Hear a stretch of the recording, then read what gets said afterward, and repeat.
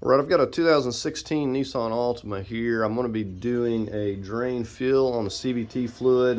This transmission has got like 70,000 miles on it, so I'm not going to be doing the filters on it at this time.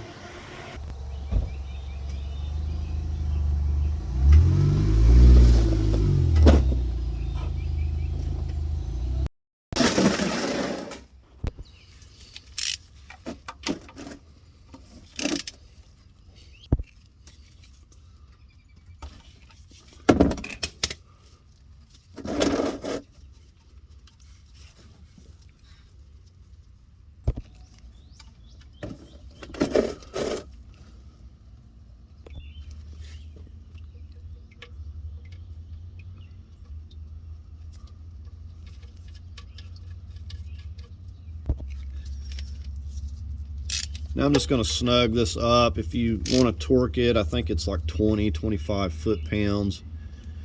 It doesn't have to be that tight.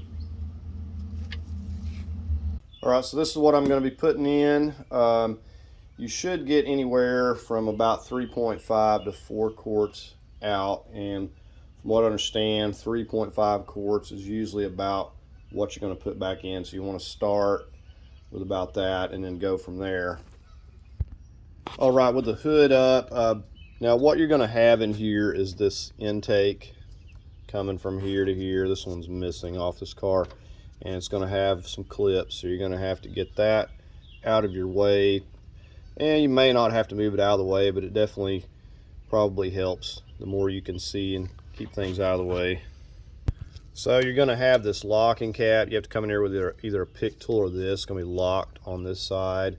I never lock it back just because I don't want to hassle with it, but you have to come in here and kind of bend that over to pull it out. Now you can also get a dipstick, which I have here.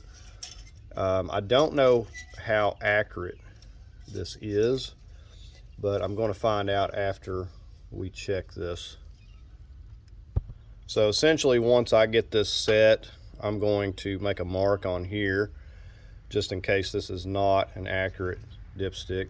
But this will be a good way of checking it in the future. I just put a little 2-inch piece of hose on here. This just helps to stabilize this funnel.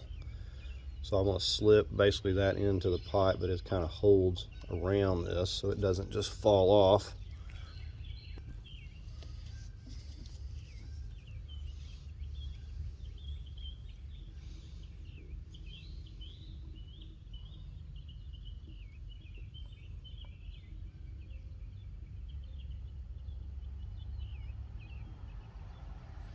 And like I said, I'm going to put in 3.5.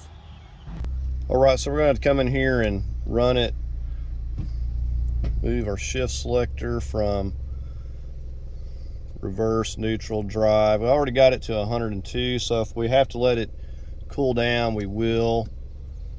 But 113 max, as we're checking this overflow plug. So I'm going to just run it through each one about 5 seconds to make sure we got the fluid circulated here.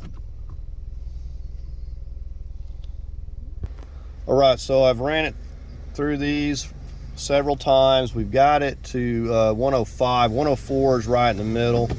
So we're going to quickly go under here and check this. And it does need to be running. All right, so we got our pan down here, 14 millimeter. And now initially there will be some fluid come out even if it's not full enough, essentially, so you may have to put some back. But what we want to see, you see there, it just stopped, so we need to add some more.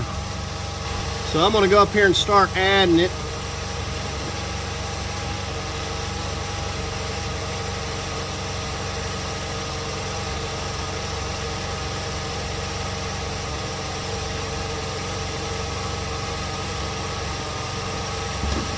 Alright, and I just put like just a little bit, and you see it started getting a steady trickle there.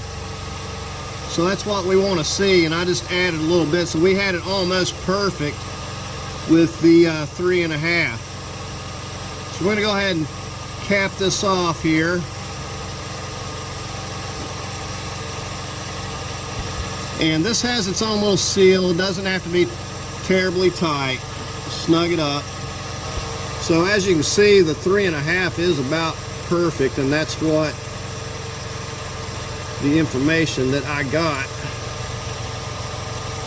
All right, so coming back in here, it did get up to 114, so you have to work pretty quickly. And you could use an infrared. These here are not really agreeing with one another. This one was, I did turn it off, but it was reading, so I get about 104. Have it on that bolt, depending on where it's at. So the other one up there was saying 114, and this one's right at about 104. I'm going to allow it to cool down just a moment until my scan tool is reading 104, and then I'm going to check it and see where it's at, because I know the level is right. I want to see where it's at on the dipstick tool. Said I will leave a link to where you can get one of these, because it is very nice to have something that you can at least check it when you don't have the means of getting it up onto ramps and quickly getting a check on it. Alright, so as it turns out with this dipstick tool, it's actually right down at the very end.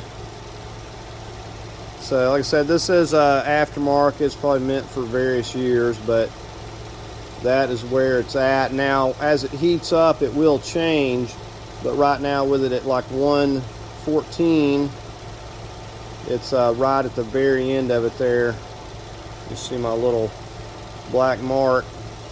And from what I understand with the dipstick tool, I think they were checking it at 170 to 180. Alright, so that's going to do it for this drain fill on the CVT fluid. Nothing left to do but test drive it now. We'll be doing a video on replacing all the filters in the next video I'm going to be doing, so keep a lookout for that. But anyways, please like, share, and subscribe, and thank you for watching.